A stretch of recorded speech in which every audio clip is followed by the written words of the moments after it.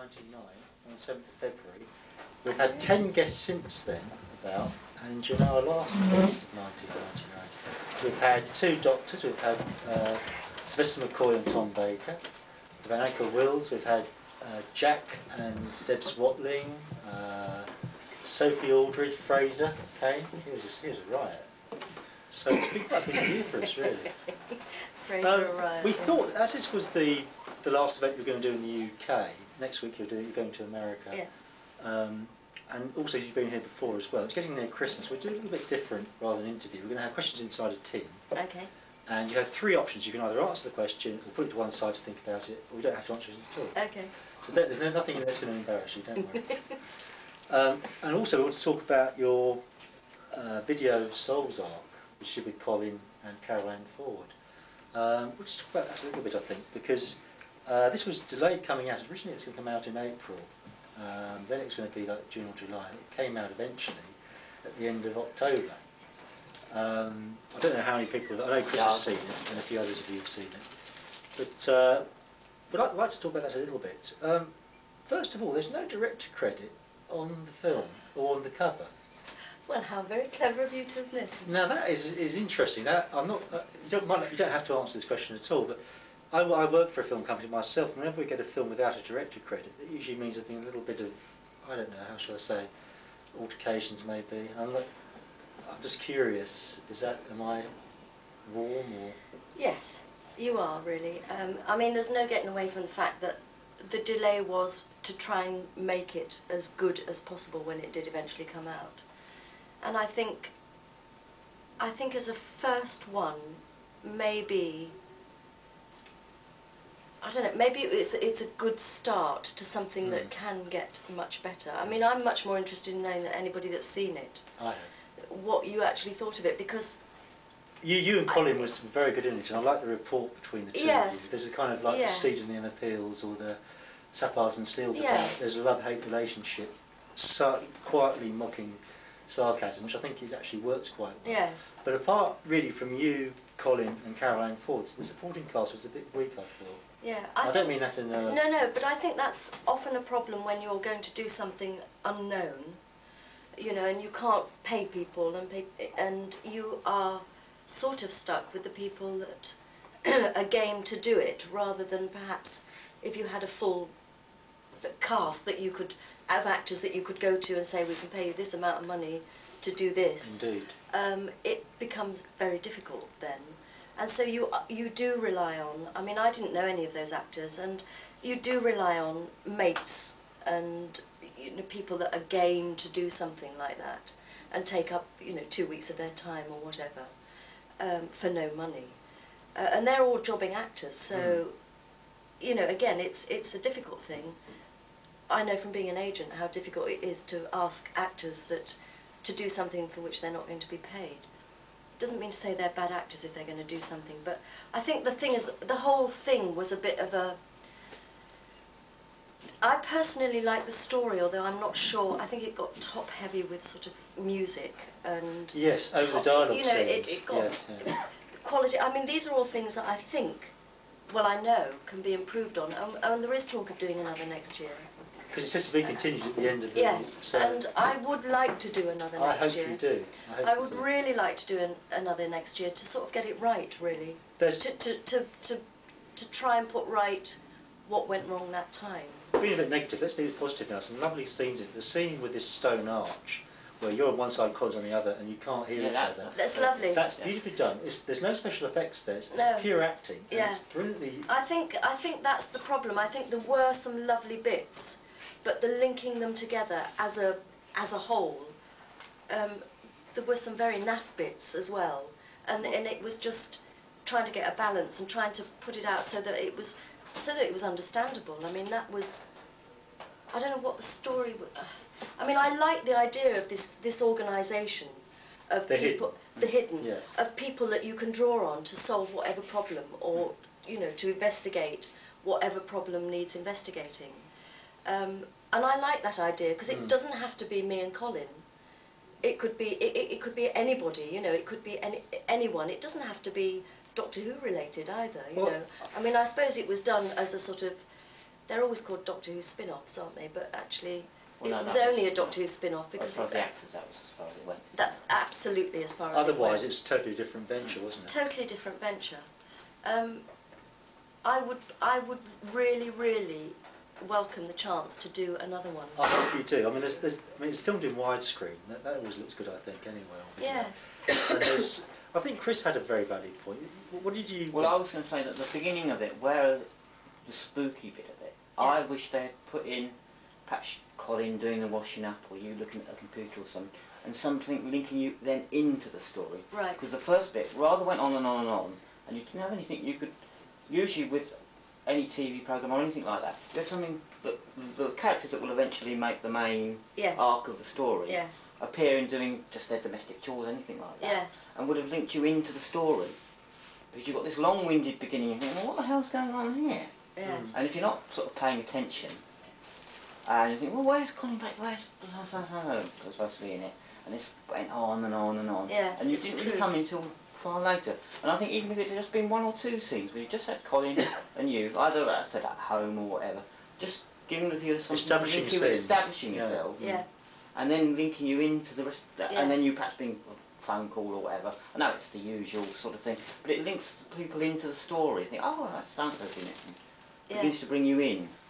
Yes, a very valid point. There's some very valid good point. things in it. But I mean, I like the end, towards the end of it, I thought they got it the balance right. But the balance at the beginning, in my view, was not right for, if you're trying to bring people who have nothing to do with Doctor Who or nothing to, just as a general viewer, there was nothing to bring you into it. Yeah. And I always think in any storyline, you have to have something that leads you in. Yes. Because that Yes, was that was one of the qualities where Who always was good at, Yes. leading people into the story. Yes. But the Yes. rapport between you and Colin is very good. Yes. I mean, he's a great actor, and he always takes the bull by the horns, and you tend to look at him, with all due respect to yourself, you're very good at it, but Colin, you Yeah, look at him when he's on screen. absolutely. And with regard to the director, you know, I was looking forward to. I was very, very nervous about doing something again. Well, your mum's after pregnant, such a long so we're not time. going to... No. We're not going to... No, but and so, you know, you'd be hoping for a director that would be able to say to you, actually, you know, don't do that. You know, that really, you can't do it like that. The thing I felt, and we didn't get any of that, unfortunately, and it was you know, there was a week of angst and a lot of unnecessary, really unnecessary problems, like the clearing of permission to shoot in certain places, which, you know, we'd start shooting and then we had to move because it hadn't been cleared properly, and so we had to leave the location and we couldn't finish, and the sort of continuity of it. And also my main problem with it was the pace of the thing. I thought it was terribly slow, and I thought that was partly down to Colin and me as well. Well, also the editing. I just thought you know, there were times when you've sort of kind of rushed out of a place and you've come into the next scene and it's all gone flat again, and you think, actually, I should have known better than to let that happen. I should have, you know, realised. But that's when you need a director to say, you've got to remember that what you've just done is, and so you're, you know, this, and just the pace of the thing was slow. But as a first, I think it was a good try, but can do better. Yeah, I hope you do do something. Definitely can do better. But I think the end of it, you got the balance. By the end of it, you've got yourself sorted out. Obviously, Yeah. 'cause it was right.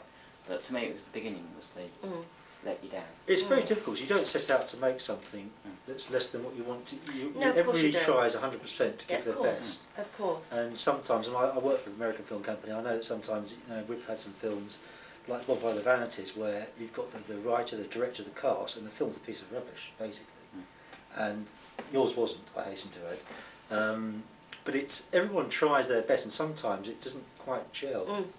But that, you're saying it's down to you and Colin's a bit slow. I think you're being very kind there. I don't think it is down. I think the editor comes into play there, and he was someone called Casablanca, which is a very strange name.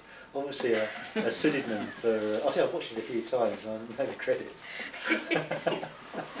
But I was going to ask you. You hadn't acted properly for what, about 10 years before this. Absolutely. It must have been very difficult going back into acting after that period of time, surely. It was It was absolutely petrifying, to be honest.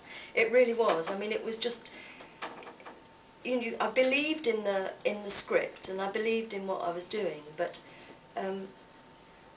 I needed it, for me personally, I just needed it to have been a bit more organised and a bit sort of calmer, you know, and a bit less fraught, to have been able to then relax and think about what I was actually doing, rather than thinking about the fact that the generator was, had just run out and we had to do that scene with a torch in my face. Do you know what I mean? It was those sort of things. Well, those are scenes at the end with Colin. I wondered about that.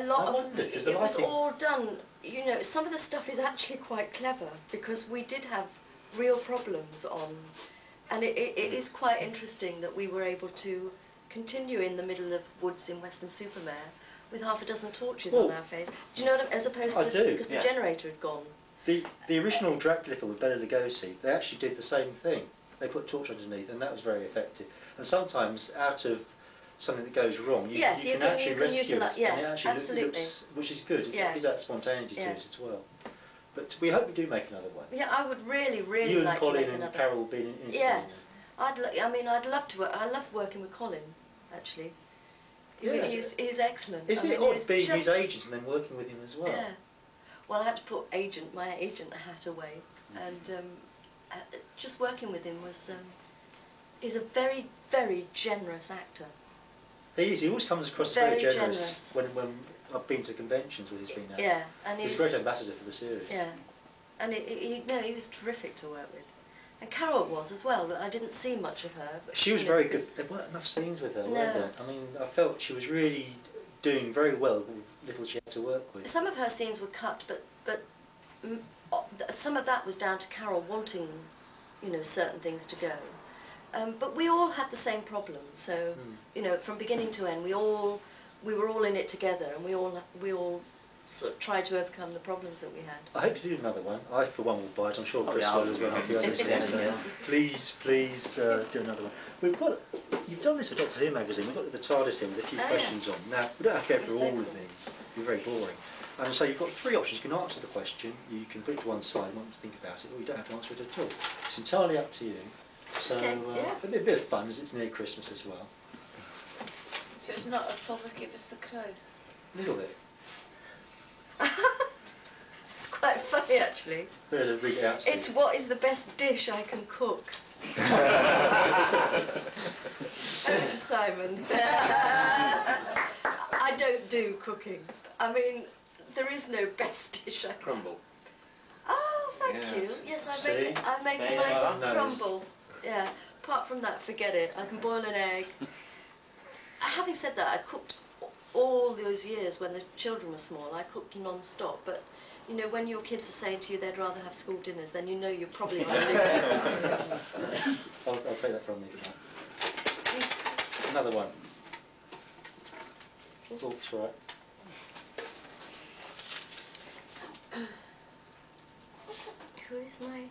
Who's your guru?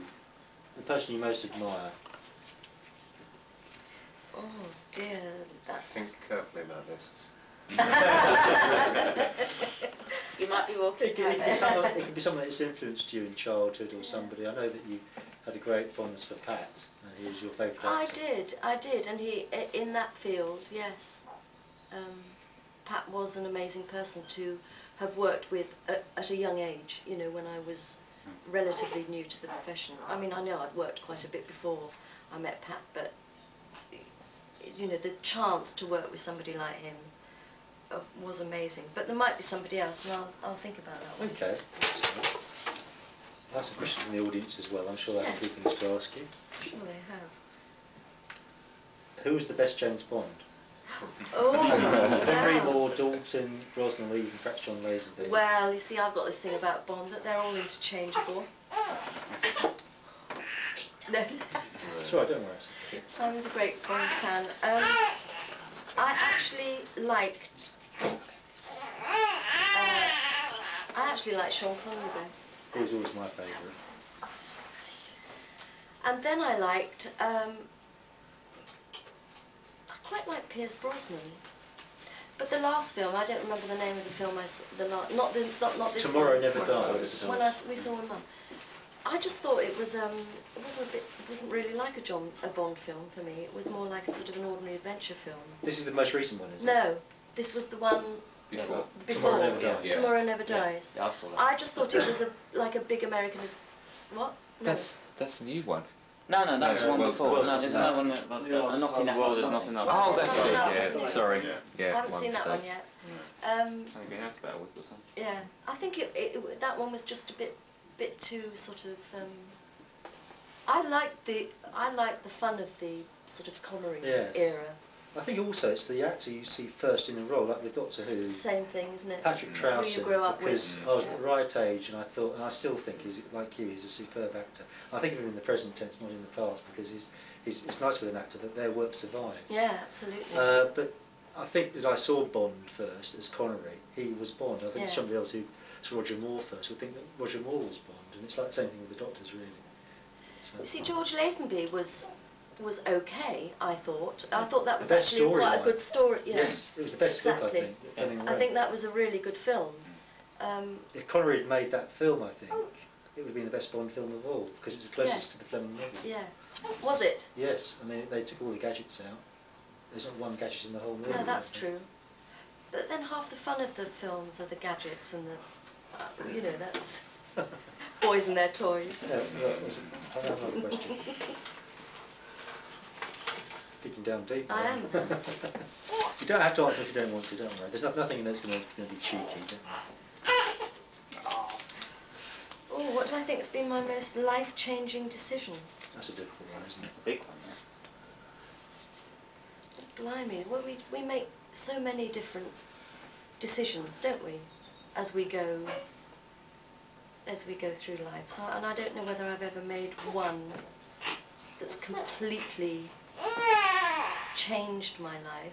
What about when you had a chance of working with the Prime Miss Jean Brodie? Yes, or And Patty and Doctor well, Who?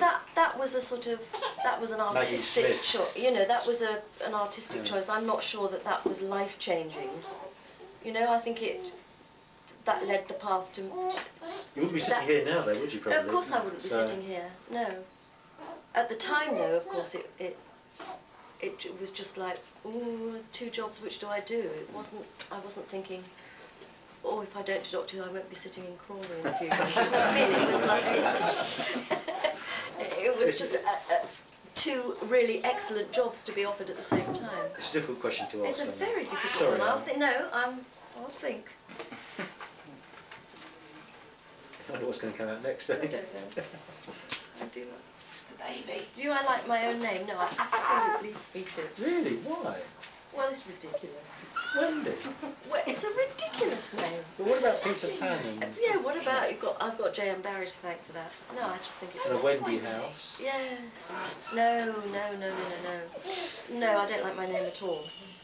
And the surname as Interesting. well is I don't know where my surname comes from, but It's an unusual one. It's unusual. everybody always thinks I say Cadbury. So I always think of that. that. I always think of Cadbury.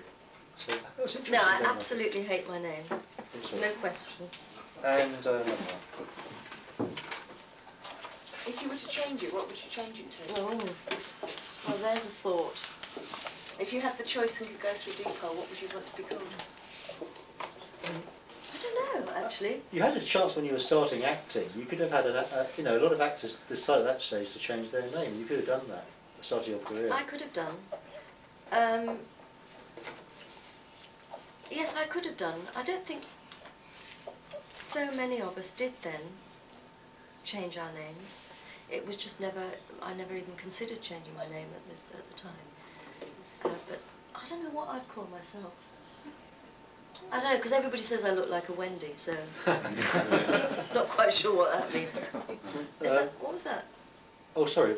Which Which day of your life would you most like to relive? Be careful, Simon's here. Well, I was just going to say the day I met Simon, but Yes. well, I was going to say that.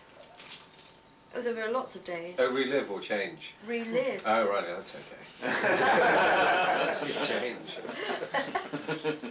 Relive. having babies is quite Traumatic, yeah, but just but worth every penny. yeah, having babies I think is Pain and It's pleasure, the and the pleasure best- outweighs the pain. absolutely. It's the best. Well, you'd thing never to do have. it again, would you? If it was that bad. Interesting.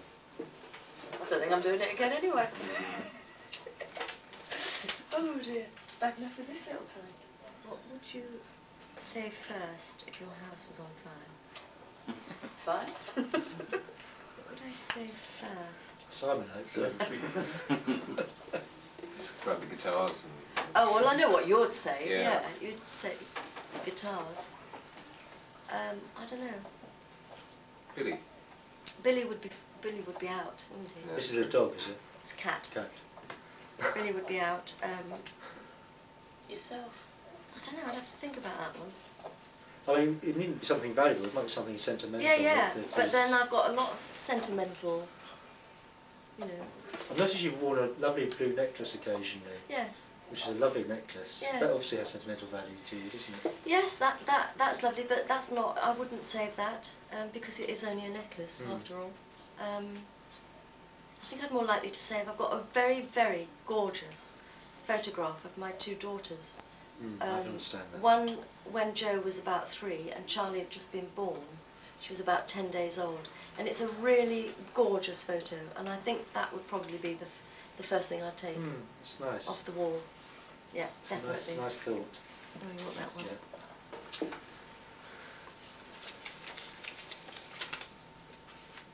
What's the best joke I know? I couldn't possibly tell you. We don't mind. We don't mind if it's really. Not. Who's there? Doctor. Doctor Who. Oh. No, that probably isn't my most favourite. I'll think about that one. Yeah. Decide whether I can You're actually trying to think tell of a it. clean one, aren't you? Yeah. If Fraser was here, he wouldn't be so... No, I know. We had Tom Baker 2 weeks ago, so sometimes he told Yeah, us. it was quite risque, actually. I met Tom, you know, for the first time when we were doing the interview for yeah. When we were doing the interview for the Doctor Who, right? Doctor Who night. Of course, you were interviewed on that, weren't you? And they showed you, when they talked about companions, they're very glamorous, they showed a clip of you, didn't they? Yeah, my backside. Yeah. But what did you think of that evening? I know it's got nothing Apart to do from with it. Tom and your input and the other doctors, I thought it was appalling. Yeah. Absolutely It's very appalling. Well, do you know, Disappointing. I couldn't work out. Considering they did, I mean, they had you- something like 27 hours of footage. Yeah. We all did like 45-minute interviews. I blame. Everybody. How can you do a programme about Doctor Who and not have Nick Courtney in it? Yeah. For instance, Exactly. I was just appalled when this woman phoned Well, me I to think say, I think it was partly because it wasn't. Whereas the 30 Years one, which had been done back in there, that was done by a Doctor Who fan, Kevin Davies. Now he understood the series and where the viewers were coming from for the series.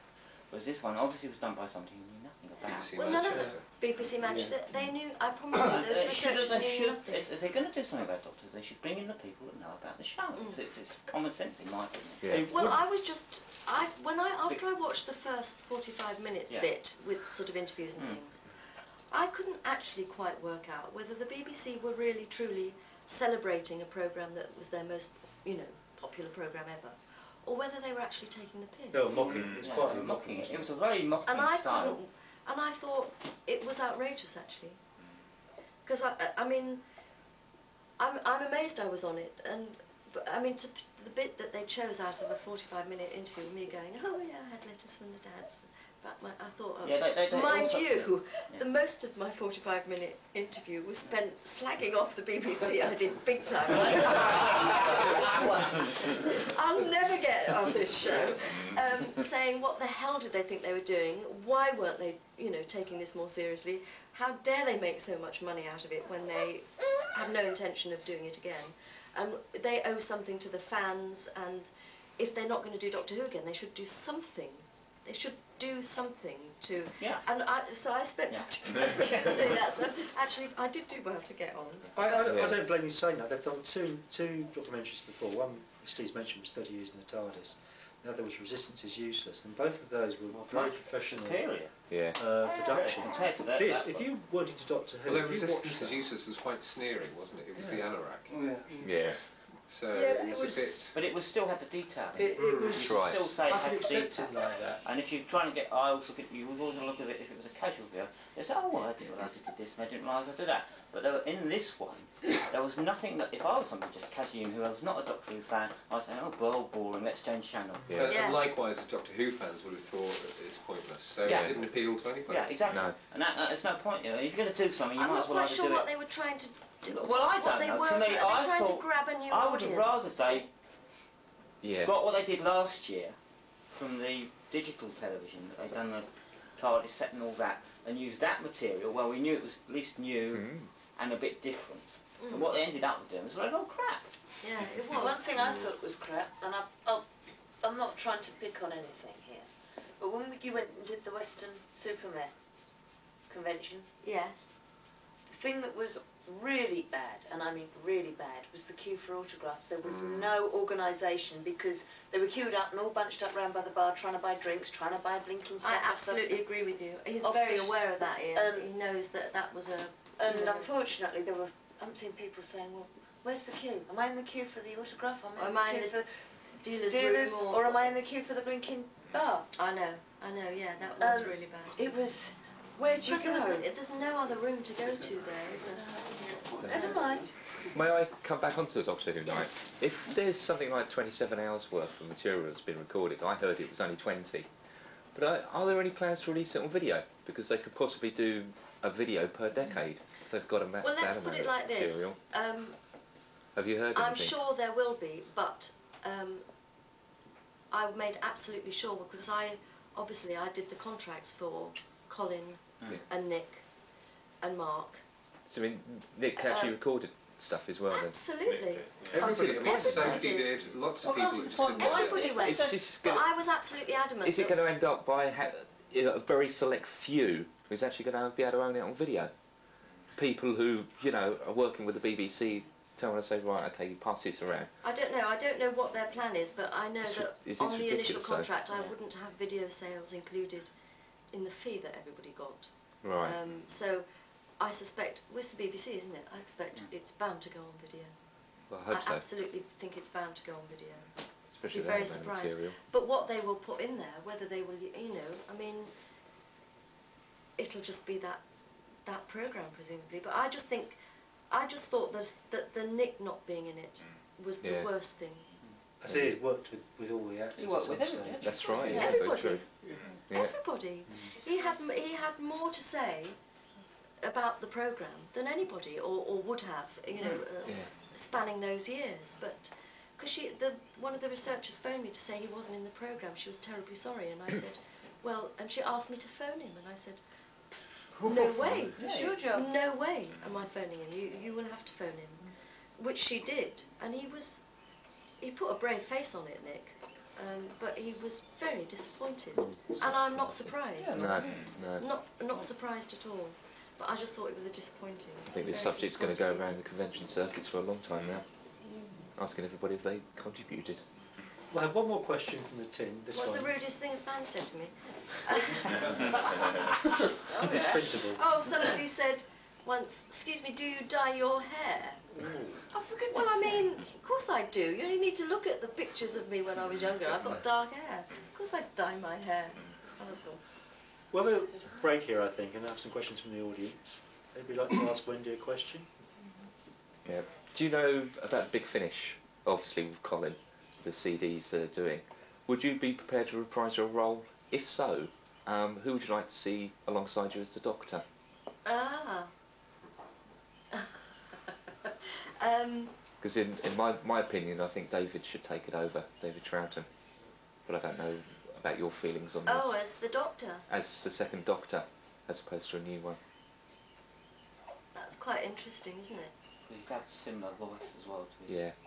To his dad. I think it would be such a nice tribute in a way. Would you want him to mimic Pat's voice or be himself? No, just be himself as the second Doctor. Take over sort of like the role. Interesting Yeah. viewpoint. Somebody said that about Sean Pertwee as well. Yeah, Yeah. I agree with that as well. It's I very think it's a good idea. Because all the fans are very into let's recreate, and Big Finish, Yeah. Gary and Jason are not into it at all. They said no. No, it's do a that. real shame in a way. This Well, I would be can see difficult both for you, though. sides. You'd have to, you know, go back into acting again, wouldn't you? And apart from Soul's Arc or obviously spin-offs, you know, you're working 5 days a week, probably 6 days sometimes in the evenings as well. You need to set aside time to do something like that, don't you? And it's going to... Yes. Although that sort of audio thing quite appeals to me.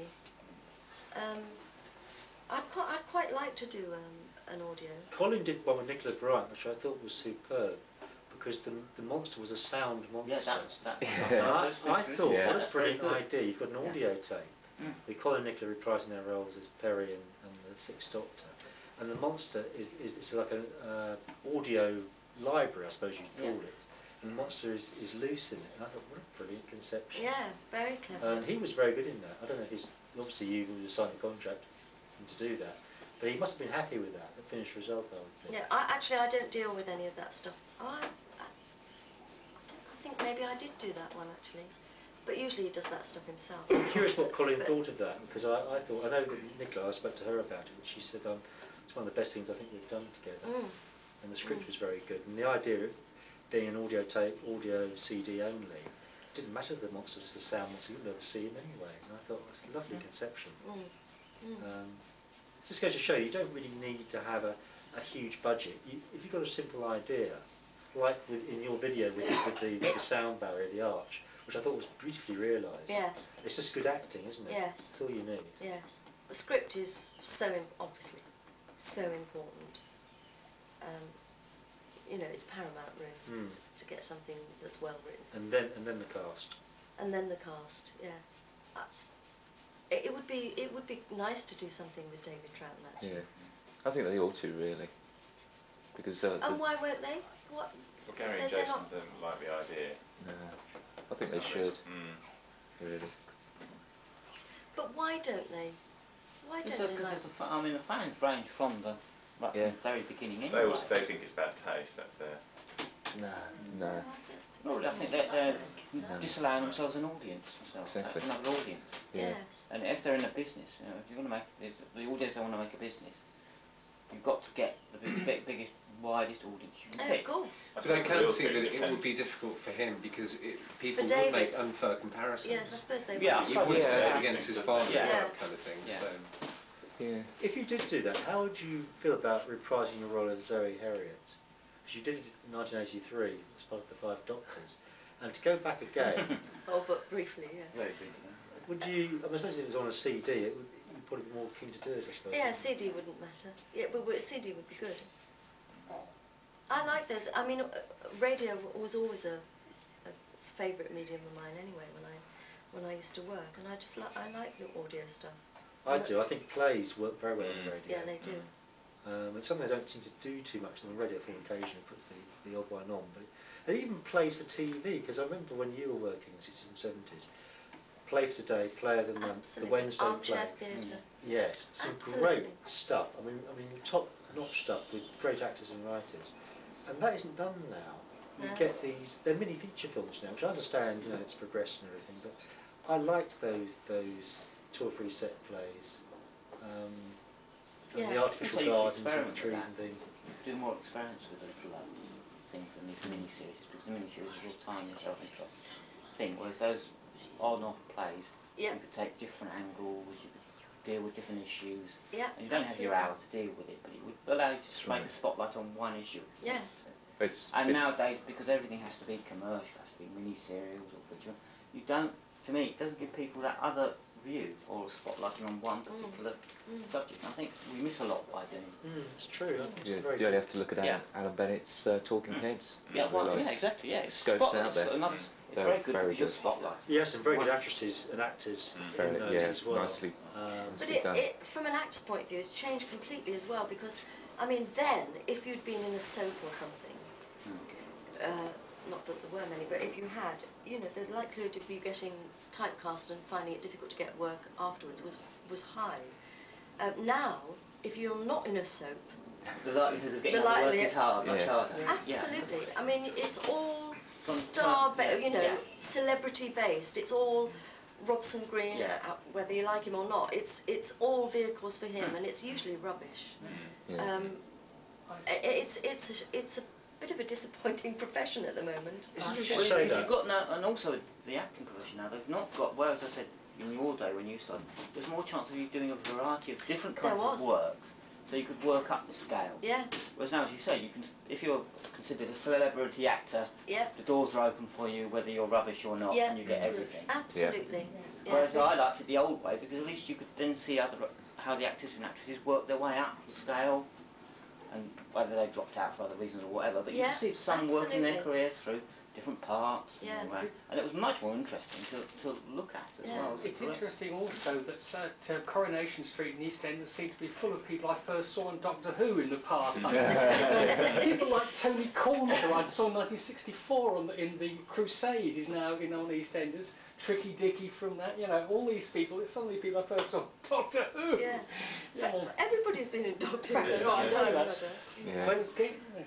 Sorry, when Anthony Ainley was here, he said that fine actor Simon Jarvis gets very little acting work, and I think he's done an audio tape, an unabridged version of David Copperfield, where he's actually reading, not an abridged version, it's a long book, and I think it's very expensive to buy, it's about £60 or something, but you're getting the whole book. And I read a review, I think it was Max Hastings in the Standard, the editor of the Standard, and he said he really becomes the characters. And if you're doing an audio book like that, you really need to understand the characters, and even the female characters he could do well, because he could, you know, he visualised it very well, and I thought that's a good idea. Would you ever do like an audio book? Would that interest you? Yeah, audio stuff does interest me. It would be. I just think it's a really interesting medium, actually, and I'm always interested in audio stuff. Well, it's the best medium because you can use your own imagination. Of course you can. Yeah. Whereas again, you're not being forced to watch somebody else's ideas. If you, Another question. Another question. If you could turn the clock back and playing the companion as you were, what would you change about your character? Or what would you like to change about the character that you were set as? I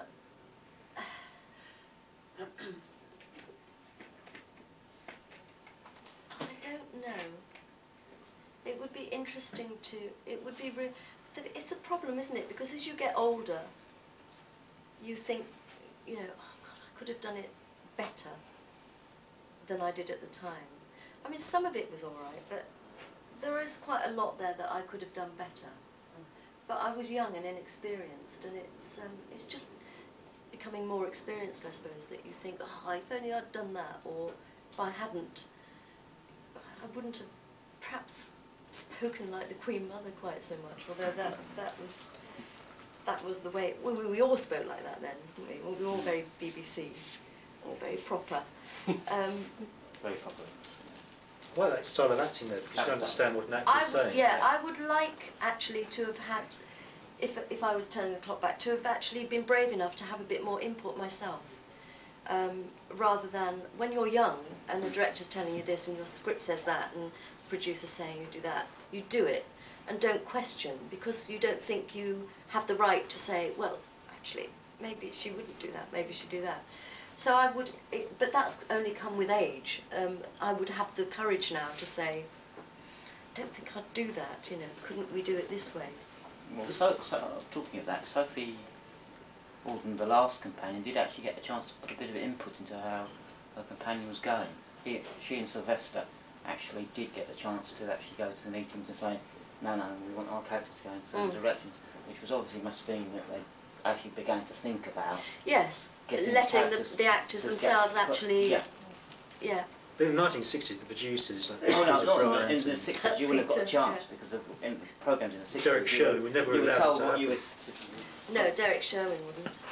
But then you had great directors like Dougie Camfield, who was a superb director. Yeah. I read once actually that before he died, he gave an interview. That the one fulfilled ambition that he wanted to do but never did was to direct a Hammer picture. I thought that was very interesting. He'd love to have directed a Hammer film. He'd been a good director, I think. He was a good director. He was a lovely man as well. A lot of the people, actors, technicians, have worked on the Hammer films and on Doctor Who. It's quite weird, really. And Pat Troughton was a Hammer stable actor. he'd appear as Dracula's assistant, or he'd appear as an innkeeper. I mean, there's a lot of Hammer movies he's actually appeared in. But he had that sort of face, didn't he? That fantastic face. Like Michael Ripper. Yeah, Michael Ripper, He's yes. a great actor. Yes. I love him. Every other Hammer movie he's in. Yes. He should play an innkeeper or the, I don't know, some kind of supporting role. Is he still alive? He is. He is, Yes, he is still alive. Yes. Yeah. What I would like to ask was, yesterday I watched the first episode of The Mind Robber, which I understand was tacked on basically towards the end to sort of fill it out in 5 parts. That's Spent right. most of your time in a white void. Was that a bit of a difficult thing to do? That works brilliantly, that first episode. How clever was that story, honestly? I think that's one of my was- favourite stories you appeared in. That was, it really was. One of my was favourites, a- that is. yeah. Those white robots, I was scared stiff when I was about 9, I mean 10 years old at the time. I was scared stiff watching that. I just thought it was brilliant, that, yeah. Yeah. I mean, especially looking back on it now as well, you The- really see that. The book, The idea. phrasing you in your book and the pages closing, Yes. I remember that as probably Yes. one of the scariest endings for an episode. Well, how can they get out of this? They're going to become fiction, you know, it's just a brilliant idea. Yeah, it was. And, It was. I believe you had to redo a bit because Fraser Hines went down with chicken pox. He had to Yes. swap his face over. You know, that couldn't have happened in another Yeah, story, well, or yeah. it would have done, it would have to have done, but it was almost so easy to do something like that within the context of that actual story. Yeah, it's my favourite week of all. Another question. He wasn't Tim, there. I think.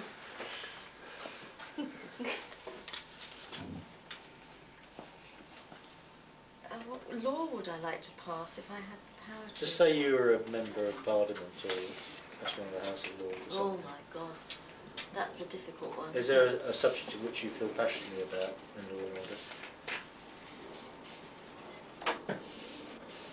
There's quite a lot of things I feel passionately about, but You can think about it, you don't have to yes, answer it now. law. They're difficult questions, some of I'm these. going to be here Sorry. till midnight. No, we don't have to Do a lot answer, of you don't have to thinking. ask them all. I just did a few because you might. A few. Not even halfway down the tin yet. We don't What's have my favourite book? I don't think I've got a favourite book particularly. or favourite author maybe. No, I don't have a favourite author. I read a lot, but I tend to read. I read sort of Scripts. crime books. No, I don't read scripts very often. Yeah. I read crime books. Oh. It's sort of like What, thrillers. what I sort just- of what's the crime? Well, it's sort of your Patricia Highsmith, or I'm reading Ian Rankin books at the moment, which is Inspector Rebus, which I think they're actually just about to do on television. So that'll ruin that. I don't have a favourite author. I don't sit and read Shakespeare or anything. I have to see enough Shakespeare to. I don't want to sit and read it, Shakespeare. No, I haven't got a favourite book. It's okay, everyone I've got a does. favourite play, which is Charlie's Aunt, Ah. which is just. Wasn't Arthur Askew in that originally? Was he in that? Oh yes, yes. It is. It's just a ridiculous sort of romp of young university lads, you know, and one of them dresses up as his aunt, and so he plays the whole thing in drag. And I've been in it.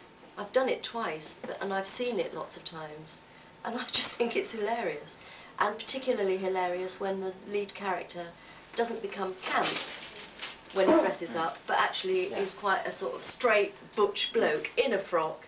It's just ridiculous, and it's very, very funny indeed.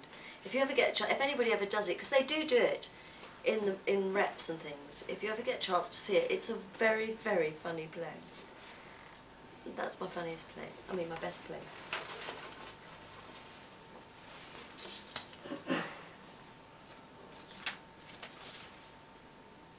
What's my favourite TV? Oh, TV series. Probably difficult for you to answer that as well, actually. there aren't many TV series that I've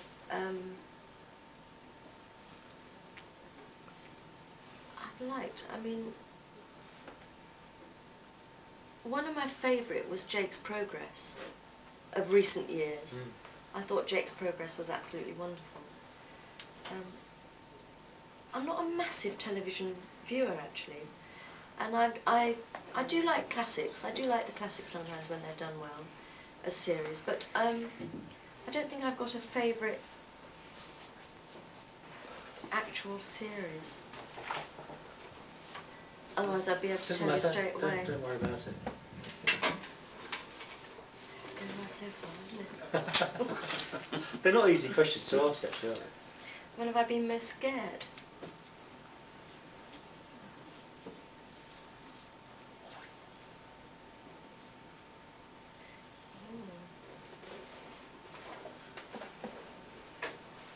Didn't you wake up once in Cambridge railway station? I did, That yeah. was a bit scary. Yeah, no, that wasn't scary. That was just ridiculous. You know, that wasn't scary. No, I'll tell you when I am scared, and which is a bit of a blow considering I'm going to America next week. But I've become very scared of flying. Really? Well, because of all these recent crashes? No, no, not at all. It's just I think as I've got older, I've become more aware, I suppose, of things that go wrong. When you're young, you kind of Well, you just yeah, go, yeah, don't you? yeah. Just go, and I've always Yeah. managed to do that. And last year I went to Portugal with my daughter, and I was absolutely petrified. And I'm not looking forward to flying to America. Well, I hope it's not too much an ordeal for you. I'm sure Simon will hold your hand if you I'm sure he will, but Yes. and sadly it's not the taking off or the coming down either. It's the bit in the Yeah. middle. That's really strange Which- because that's the I know. safest part of flying. I know. The taking off, that's all done by computer for flying. They usually just, a pilot now has to let the plane take off and land. It's on automatic pilot the rest of the time. Yeah. Okay. Yeah. Fine. Thanks. Thank you. Unless it's disengaged. Yeah. Next question. Next question. Next question. Let's forget America, shall we? Yeah. Yeah. No, you'll be all right. You'll be all right. I don't like You flying remove either. some of your past. Do I speak any foreign languages? No. School French. That's all I speak. Oh dear, now, hang on. That's a long one, is it? The 7 deadly sins. In which of the 7 deadly sins do I most indulge myself most often? Anger, sloth, gluttony, envy, pride. Well, I suppose it's gluttony, really. I eat like a pig. So I suppose That's your Simon?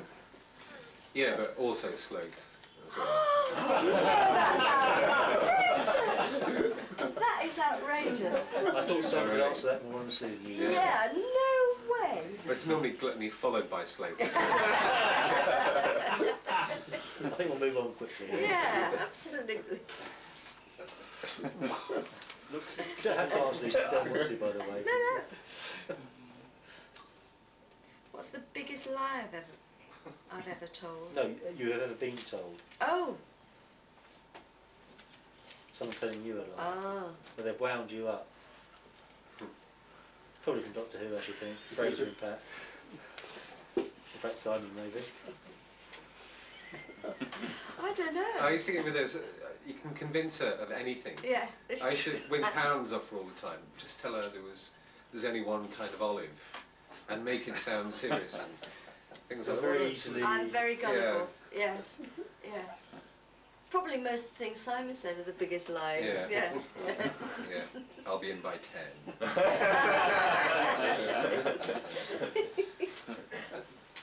Another question.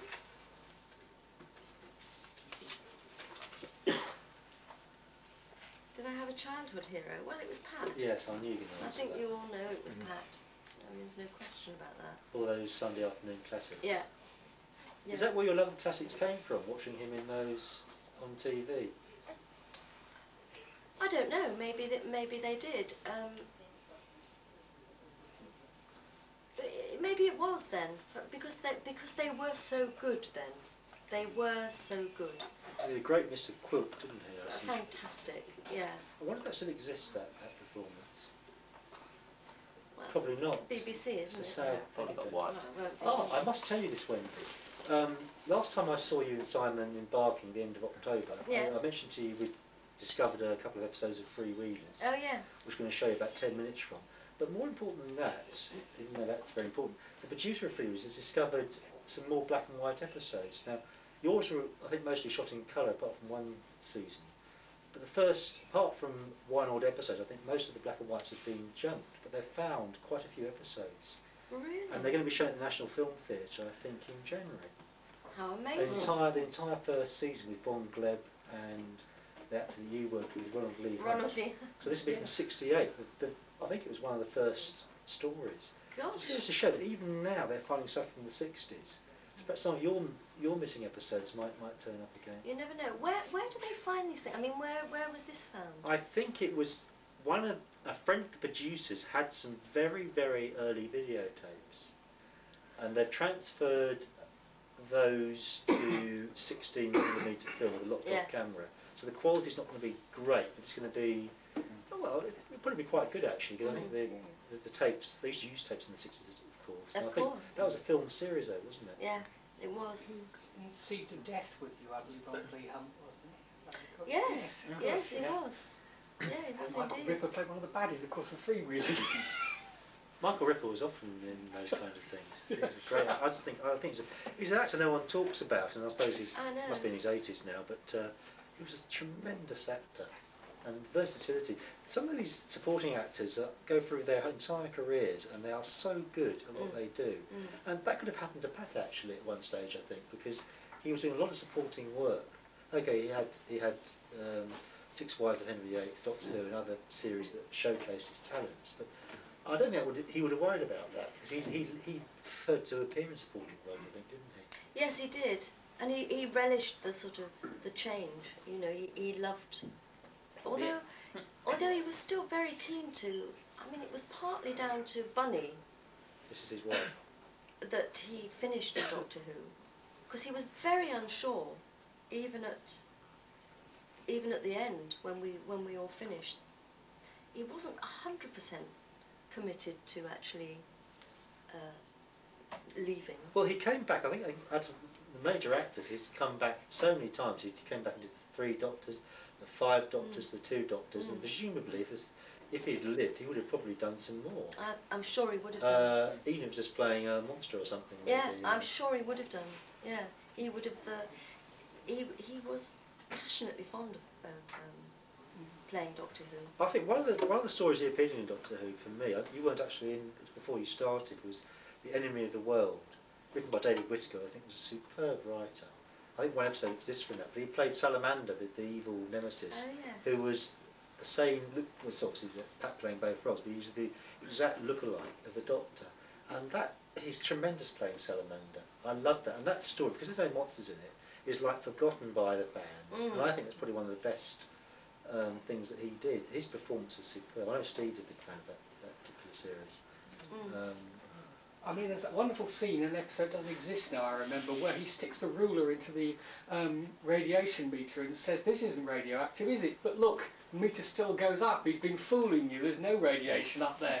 It's a wonderful denouement. I wish that still existed. Unfortunately it doesn't, but I remember that scene from that. I've got a copy of the only episode that does exist, but that's the scene, the story. Moments in the story I always remember, because that was the denouement when you suddenly convinces them down below there's no radiation up there, you've been fooled. Sticking a ruler, you know, that sort of thing. It's sad in a way, because Doctor Who's sort of fandom, when Pat died, was just sort of beginning to sort of take off. And I'm sure he would have, I know he said to you, he phoned you up after his first convention, I'm going to do another one of these. Yeah. And he would have done more of these. I mean, perhaps we might have persuaded him to come here, who knows? I mean... He would have done, I know, because he was shocked himself. I mean, he was so surprised that he was enjoying the sort of convention circuit, if you like. He was so shocked because he never, you know, he was not that sort of man. When he was such a private man that, you know, after work, that was it. Private life, that was it. He didn't talk about your private life. And, but then to have gone, and I don't know who first persuaded him. John Pelty was it John? Yeah. John. It usually was John. John's behind that one. Most people persuading. Yeah, right. I mean, John was the one that tried to get me to go to America, to Philadelphia, I think it was, for the first time. No, it was John Nathan Turner. No. Pert. It was Pertwee that Pertwee was always the publicity. Yeah, and he said, you know, you've got to come. Long before Nathan Turner was absolutely thought of in Yeah. Doctor Who universe. And He was a much better actor, John Pertwee, than he was given credit for, I think. Look at his stuff on the Navy Lark and Wurzel Gummidge. Not easy roles to do, those. And Doctor Who, I think he was superb at, not as good as Pat, but he was very good in Doctor Who. I'm saying, I know Chris is a big fan of John Pertwee. Okay. But he never got the credit I don't think he deserved, really. It's a shame. He wanted to. I think he wanted to tread Troughton's path in his later career if he'd had the chance to have gone into more character acting, because that was the way he was thinking about going. Is what he was after. But because he'd been so well known for certain things, that whole problem that it's all actors. I don't know. Wurzel Gummidge, he made his own, didn't he? There's an entire audience out but all there, actors, children who at a certain point want to move on to the next job, recreate something new again. And he'd got to the stage where he'd had his big breaks. Well, he was 76 when he died, wasn't he? Yeah, but it still doesn't stop as an actor or an actress. It's still like that next better role. Yeah. That stretches them in another direction again. Yeah. I remember seeing, the very last thing I saw him in was as an Italian bomber in an adventure series called Virtual Murder. Yeah, that was remember I that. don't remember that. Yeah. In fact, his son Sean was in another of those adventures, but Virtual Murder with Nicholas Clay and the other one who played his psychic, and there was this Italian bomber whom the hero tried to track down. He was wonderful in it, you know. Yeah, that was his first. Yes, Kim Thompson was his psychic in that. Nicholas Clay, Kim Thompson. He was this villain. The Great Silvestri or something. Was something like that. Yes. That was it, yeah. I mean, that's the last thing I ever saw him in. But He was a very good actor. He had a few problems learning lines, mind. I think there are a few more questions out of the team. We're not going to go through this whole thing, don't we? And then we'll take a break, I think. Done very well so far. Have I ever seen a ghost? No, I have never seen a ghost. But I felt the presence of, and it was weird. It was when my daughter Jo was a baby, this sort of age, and we went to some friends for supper, and they had a house in Camberwell. Actually, it was one of the actors that was in Freewheelers, and we went to his house for supper. Who was this? Neil, I've forgotten his surname now. Oh, I can't. I'll tell you in a minute. It'll come to me in a minute. It's a big man with a sort of face. Anyway, we went to supper. It was winter, and we took Jo with us because I was still feeding Jo. And it was a beautiful house with this huge sitting room with a big open fire, and then sort of in this other little bit of the room was their dining table and chairs where we were obviously going to sit and eat. We were all sitting in here chatting. There was about 6 of us, chatting away, and then supper was ready, and we all moved over to sit at this table. And within seconds of sitting at the table,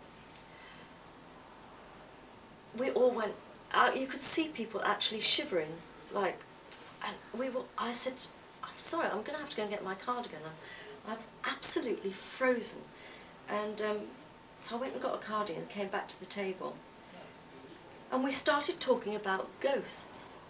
And Neil and his partner were sort of just looking, grinning, as much as say it happens all the time. And then they told us the story that that this particular part was this main room was an extension. That particular part of the house where the table was an original part of this very old house, and they're convinced that there was a ghost of some sort. They feel it, or they felt it all the time they'd lived there. They don't quite nothing untoward, yet it was always cold in that bit, and it always got colder when people came, and when there was a dinner party, and everybody, when they sat down at that table, always started talking about ghosts and getting very cold, and there was definitely a presence. They hadn't at that point looked into it, but they were absolutely convinced that there was something about that part of the room that was ghost. I mean, that there was somebody there. There was something there. They always say it's cold when ghost walks.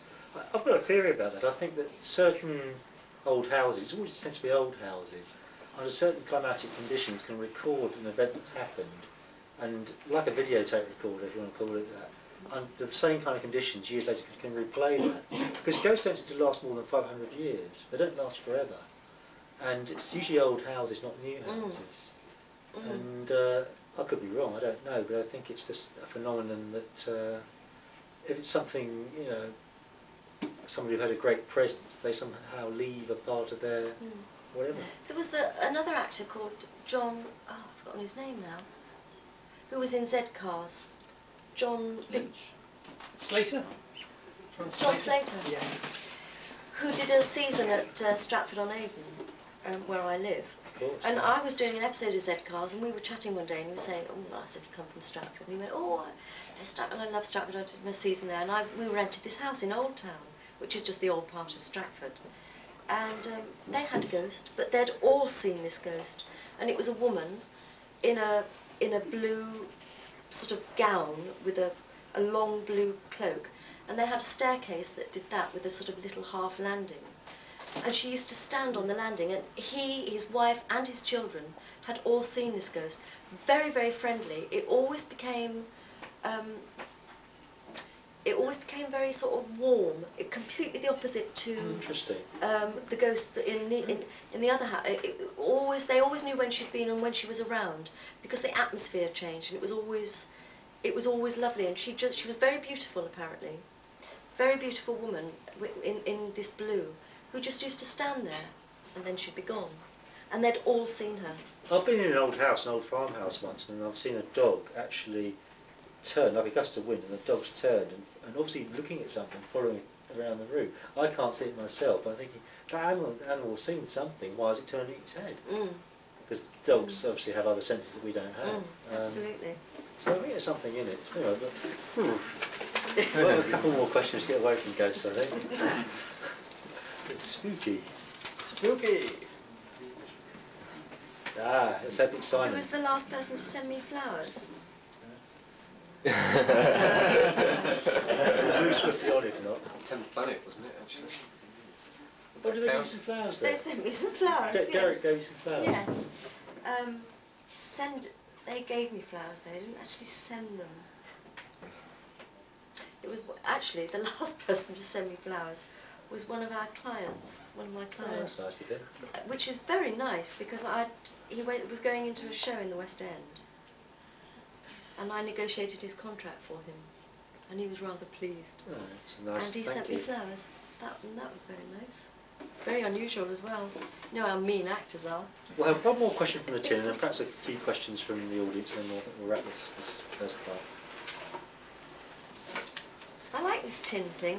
You do? You do it going, well, you can't do it.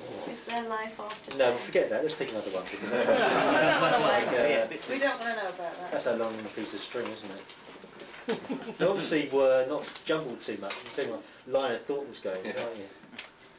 Oh, do you like What that? makes me angry? Oh, Oh dear. God, have you got all day? I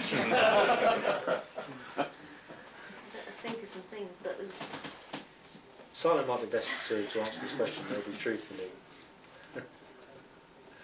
Can you think of what makes Wendy angry? It's difficult, isn't it? We've Because got to be careful, haven't we? I do get angry about things, but not... Personal family things. More than I'm not anything really, else. I'm not a particularly angry person, you know, but I do get irate about things. Who doesn't? Me and Steve do. But we all dreadfully. do, don't we? Who doesn't? It could be anything, can't it? Who doesn't get angry? I think you can be angry with a friend much more easily, because you can let it all out, and you can, than you perhaps you can with the total stranger. Would you say that's true? I don't know, I know Or a lot of part of strangers that get angry at me. Yeah, well, you get it over with more easily with the Yeah. It's like that Blake Yeah, that's I poem. mean, we can Yes. absolutely disagree entirely on something. But you kiss and make up at the end of the day, so it's all. It hasn't happened for 20, 30 years. But, but no, but I mean, we can. Can't we? Yeah. But I mean, that's normal. But everybody You know, does. I can say, you know, where did you put my glasses? Just out, I don't know. Well, they're not there, so where are they? Well, I don't know. But that's just normal, isn't it? But I don't know about, you don't really get angry. She is. You get annoyed, you get frustrated with things about work or like the BBC. Yes, Yes, that does make me angry. Yeah, that doesn't. But you know that. I mean, that does make me angry. I do get frustrated with things at work. But again, it's, you know, we all do, don't we? We'll have a few questions from the audience, and then I think we'll wrap this last part of this. Put more back in here if you want. Oh, then, Can't Mr. we have one Murray. more from Tim? Yes, you Quite can. enjoyed You it. want, Like the tin. Yeah, I you think Tim's great. It's a good idea. I wanted to make it a bit different Well, maybe from you last ought to time. answer it then. Yes, do you want to pick No, one I out, can't, Simon? it's I think, I want to try give and one get to it back Simon into. to answer. I've got to try and get it back into the pushchair. Ah, you can answer that one. Okay. The answer's not Wendy, you know. I don't know. Ooh, that's tricky, isn't it? Really? What is your most treasured possession? No, Point other. safe from the It's other. not Then Wendy, your you're guitars. fired.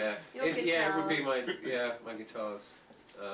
You're quite a musician, are you? Yeah, well, yeah, that's open to debate. But, Is but it no, a that's the musician? thing that I've always thought if I had to get rid of everything else, the one thing that I would keep would be guitars. So yeah, I think the guitars. Oh, well, there we are Yeah. then. What was your question? Oh, You tried to hide it's away. very deep, this one. Well, put it to one side if you want. Are things in the world in general Oh, getting yeah. better or That's- worse? that's- So, I'm sorry, I went for a serious bit when I was writing these out. And some of got through the funny bits into the serious bit.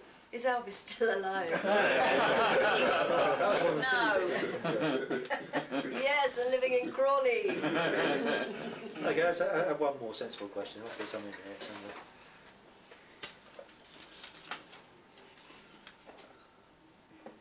What is the most recent video or CD I bought? Do you buy videos and CDs? Not very often. Simon does, but I don't.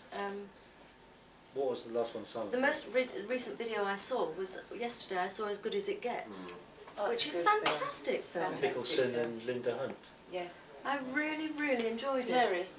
They got Best Really Actor and good. Actress, didn't they, for that? They deserved it. Really like that. I haven't bought music for a long time because people buy it. You buy me music, don't you? Not an easy question, I know. Do you? Who's your favourite band or singer? Oh, I like all sorts of people. David Bowie, I like. I like Elvis Costello. I like people like Radiohead. Catatonia. I like Catatonia. Yeah, I like Yeah. Catatonia. Do you like them? Yeah, I do. Yeah. Seen them live. Have you? Yeah, a couple of years back in Finsbury Park. Were they good? Excellent. Mm. Yeah, it really was. I'll definitely go and see them again. Where's done? What else do I like the Beatles. Did you watch the Paul McCartney interview with No, Michael I Parkinson? haven't seen it yet. We've got it. That's recorded. well worth watching. I mean, that's one of the best interviews Parkinson has done ever, I would say. Did you? Yeah. I'm very grudging about McCartney. I'm a Lennon. So you're a musician. You think Lennon was the creative force there? Absolutely. McCartney used to be, but he's not so much. But would now. you agree that Lennon's post-Beatles material, and even McCartney's for that matter, was never quite as good as the stuff they did together? Would you? Absolutely, but some of it is very. I mean, we're listening to the Imagine album on the way down here. It's a fantastic Yes, album. it is. That's one of his Yeah, strongest ones. absolutely brilliant. McCartney, I can't think of a comparable album to Lennon's Imagine. But I don't know. He I hasn't think really he was a done better one quite musician, so good. certainly. But Yeah. it was a good interview, though. I mean, he talks Interesting. about John a lot in it, and Lennon, his wife. You can have a cuddle in a I'm minute. Well looking worth a forward look. to it. It's a I'll good- let you. He doesn't talk too much. He lets McCartney talk. So I Yeah. like interviews like that. I should learn from that maybe. Yes. Ooh. Well, another question from the tin then. Oh. Simon likes these. It is very good. That's good. I wanted to make it different from last time because a lot of the people were here before. I know some new faces here, but this is a very good one. This is a good one. It's a good one. If I could swap places with a member of the opposite sex for a day, who would it be? Well, any man really, because they have such an easy time. Even a Nice deputy one. prime minister, maybe. John Prescott. Imagine being him. You're going to die, wouldn't you? Oh dear. I'll have to think about that one. Man for a day. Would you like to be Simon so you can see yourself through his eyes then? No way. No. You wouldn't like it. You could strum his guitar, couldn't you? Yeah. You pulling on his strings then. Oh. I don't know. Who would I like to change places with? It's not an easy one, is it? We'll leave that one to time being, I think, maybe. Oh, come on. How would you time, Steve? Karen, 10 minutes? Yeah. Okay. Where's the worst place I've ever spent the night? Careful.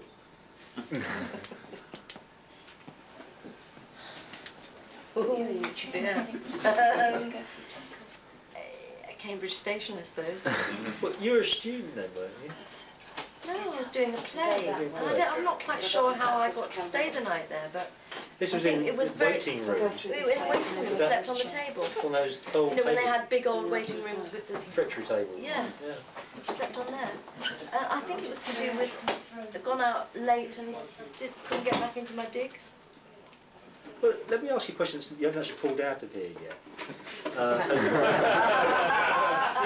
If you were arranging a dinner party, you could have 3 people, either alive or dead, that you and Simon could invite, say, to have dinner with you.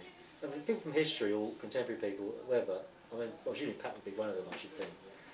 Who would you invite? Pat and Fraser, I suppose, wouldn't you? Pat, yes. He says such lovely things about him. Oh yeah, no, he's gorgeous, really. Yeah, Pat, and I'd like to invite a ballerina called Svetlana Beryosova, who I absolutely. Why? Because she was a wonderful, wonderful ballerina. Interesting. Of course, you at one time in your very young days were going to be a ballerina, weren't you? But your, how shall I say this politely, your lack of arches made it difficult. Yes, my flat feet, yeah, you can say it. And also height. No, you know, because They are tall, ballerinas. aren't they? 6 foot something. Well, the height's changed, but ballerinas, you couldn't be less than 5'3", because corps de ballet, you know, if you were never going to make the grade as a prima ballerina, you could still be corps de ballet, but corps de ballet had to be the same height, or as near the same height as possible. So they would never employ anybody that was less than 5'3". So we've got Pat, the ballerina. Who would be the third guest? Or should we let I Simon think my mum, answer? actually. Your mum? My mum's 92, and Is she she's really? a very, very funny lady. And I'd like her to be there, because she makes me laugh. Do you get on well with your mum? Yes, yes. That's a fair old age, that, isn't it? Yeah, she was 92 about 2 weeks ago. Is she in fairly good health for her age? She's all right. She's all right up here, but it's just... Arthritis and usual yeah, aches she and needs a new pains. hip really, but I think they're a bit reluctant. At her age, that'd be crazy. I think, you know, would she pass the operation? Probably not. Well, that's what they said, that she could, you know, perish under the anaesthetic. So it's not even an option, really. I know my own mother, the doctor said, if it's not life-threatening and you get past 70, then don't have it. If it's not life-threatening. Learn to live with the pain. So she's on quite strong pills at the moment, but she's very, very funny. She's got a great sense of humour. I'm curious, did your mother ever meet Pat Trout? Yes, So they get on well together. yes. The ballerina obviously hasn't met either of them. Interesting choice of Svetlana, guests. she was a fantastic dancer. Absolutely fantastic dancer. Well, what would you like? A couple of questions from the audience, more from the tin. What would you? Do you want to ask a biting question? Yeah, I'd like. Obviously, due to the Doctor Who night, they started re-showing Doctor Who on a Tuesday evening. How do you feel about Pat Trout and indeed William Hartnell's era getting totally missed? I think it's ludicrous. I think it's absolutely ludicrous. Just because it's black and white, they said. There is a How reason for sad it, is yeah. that? I mean, please credit us with, you know, or their public, the paying public, with a bit of intelligence. We can actually see things in black and white, you know, And tell the difference. and tell the difference and realise that it's old, but it's and how good are some of those stories. The BBC used to show long hearted, black and white. They never show that anymore, though. I know, but they used to. Yeah, I can't remember the last time I did watch something black and white. Yeah, I mean, Other that's than But the film's not. it does seem to be creeping in about black and white. Do you think? No, they put the Elephant Man on last night, and there's a film that's entirely in black and Yeah, white. but that was Yeah. on late, that wasn't Yes. prime time slot. No, that's very That's The true. true. BBC That's One very have a true. policy between sort of 6 and 9, they can't show black and white material. BBC Two, it's less so, because they have actually shown like The Mind Robber at 6 o'clock before, so that was less. But I think it's getting more and more of a problem between 6 and 9. So like 11 o'clock at night or whatever is fine, show black and white movies. But Or they'll even show before that cinemas. time, even doing it maybe like 11 o'clock on Saturday morning, that's okay for black and white. But once you get into the prime time slots, they are all they're worried about is ratings, isn't it? And unfortunately, Yeah. they're more young people than old people. But, you know, I mean, how can you... presumably they're trying to get a new audience. They're trying to catch, you know, the viewer's interest with a new generation. So how can you miss out the first 2 Doctors? Yeah. They can show Yeah. selected Yeah. episodes, I they don't can show the understand. whole thing. 49 black and white adventures. It's a shame, 22 of which still exist. They can show 2 or 3 from each, You can do a each selection Doctor from maybe, each and then year. they go I mean, in the that would colour be ones. far more. That's right. See, I can see the problem here. They would have to start with William Hartnell's first story, and their ratings orientated the BBC. They've got like 3.5 million. They probably keep it going, but they might start off with like 2.5 million. And by the time it came to the end of the black and white era, the ratings might drop. Then they would drop the whole series. The colours would never get shown. But isn't that what they're going to do that's what they- anyway? Yeah, Yeah. They're yeah. going to do Anyway. it anyway, They aren't do it they? anyway. The only way to do it is perhaps to reintroduce them on a late night slot or an early Saturday morning slot maybe, and then away from prime time. And then if it's a late night, you could record it on video or something. Most people have video recorders these days, so it wouldn't be a big deal. Then you could get to see them. But I agree with you. I mean, What were the ratings for the 2.57, I think. what for the night? The night was about 2 point something. First episode of Spearhead, or first and second, no, because they did the 2 together, Yeah. didn't they? Was about 2.4 or see, 2.3. that's a bit less than 3.5 that they're looking at. So that unless that actually gets up to 3, they'll But drop you know they'll do. They'll just say, well, Without gave any- you the yeah, chance, yeah, gave you yeah. the chance, you didn't watch it, so don't ask for it again. Yeah, yeah, You know, Yeah. so yeah, I can see that I happening. think so. And I think they're not showing some of the purpley ones. They only have in black and white. They're not showing, like, I think it's called The Mind of Evil. That's Yeah. the Yes, name of the yeah. entire- Well, there's Ambassador And Death, the isn't Ambassadors it? of Death, of course, yes. Yeah. And there's one, and I think they're showing the ones where there's just one episode, like the dinosaur one and the one about Planet of the Daleks, where one of them's in black and white. They're showing all of that, I think. It's the full ones in black and white. I mean, UK Gold has shown all of the black and white ones. I've got that, you know. And they've shown all the ones that exist, all of them, and it's incredible to see them again. And there's only 6 of the 21 Troughtons in existence. And That's very sad. it's a I shame, think. isn't it? Yeah. Out of all the Doctors, he got the worst deal, I think. Yeah. It's a bit like showing a film in a way, and missing out the first half hour. Of course it is. Yeah. Of course It's it a is. shame, really. I never Doesn't make understood that one. sense. No, it doesn't. But you're right, because the people that made the programme didn't know anything about Doctor Who. Yeah. You know, It was they such a don't- huge denouement at the end of the Charlton era, wasn't there? You know, it's where we found out where he was from. Yeah. Yeah. You know, that told. Yeah. Because Spearhead, I mean, I like it. I think it's a good story, but it's a bit of an odd one to start with. If you want to get viewers, you want to get ratings.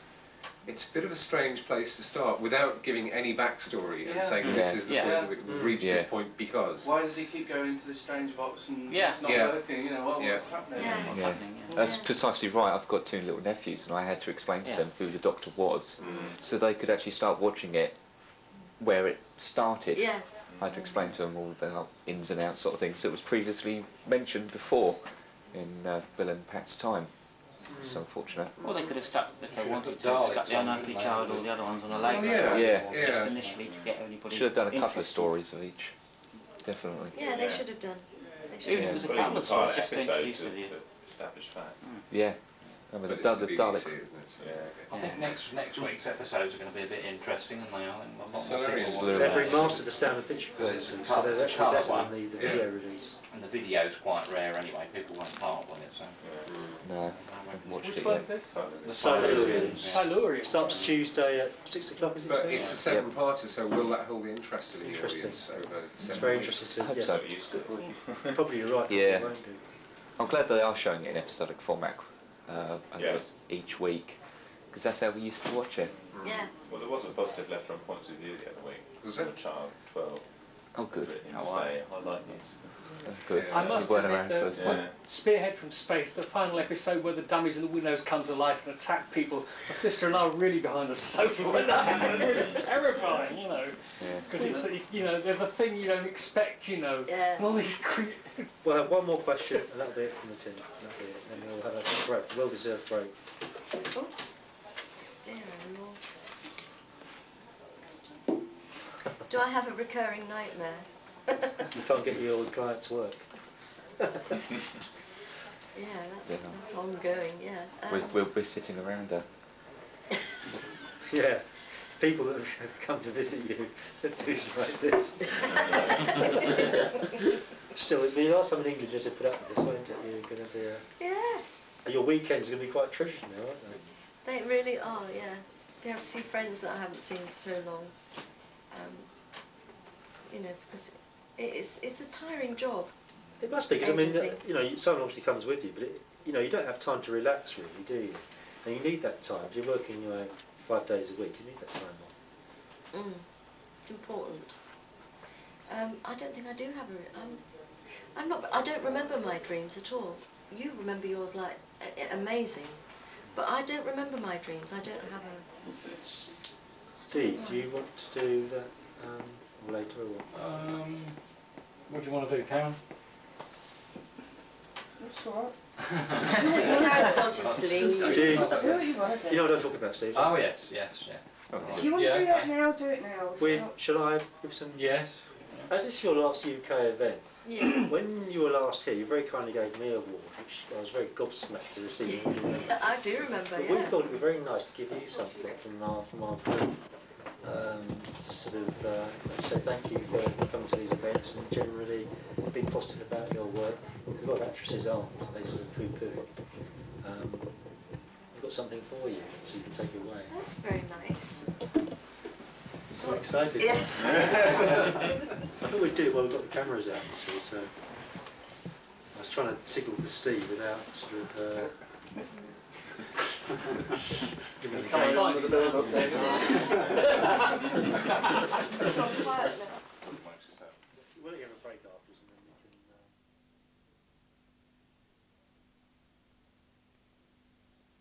things here for you.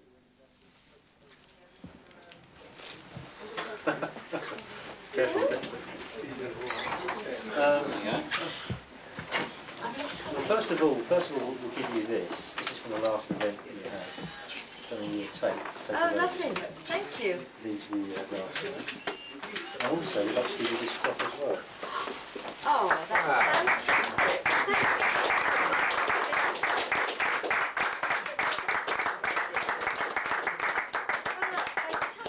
Don't forget us. No, I won't.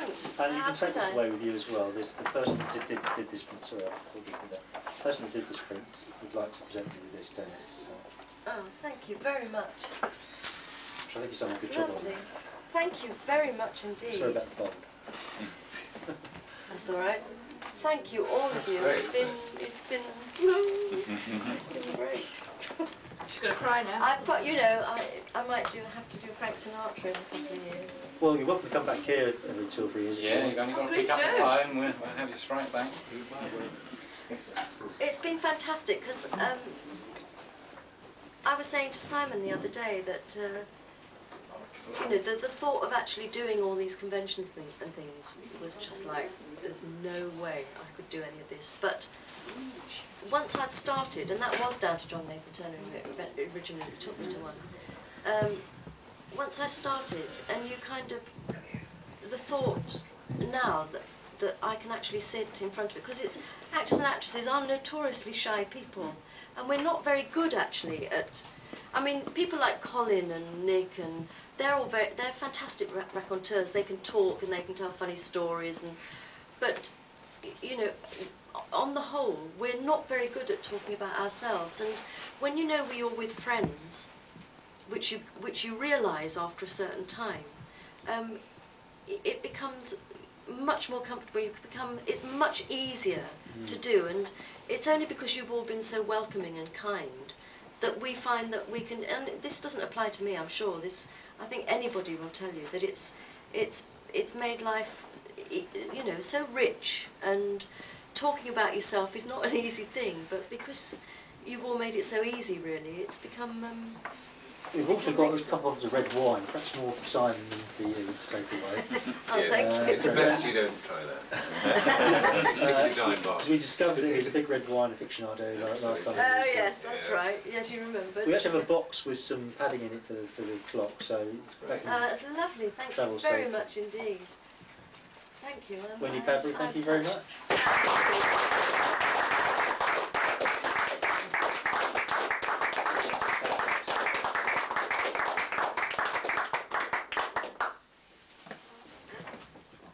Don't worry about it, we'll sort that out for you. We find an elastic band or something. You can take a much needed break now.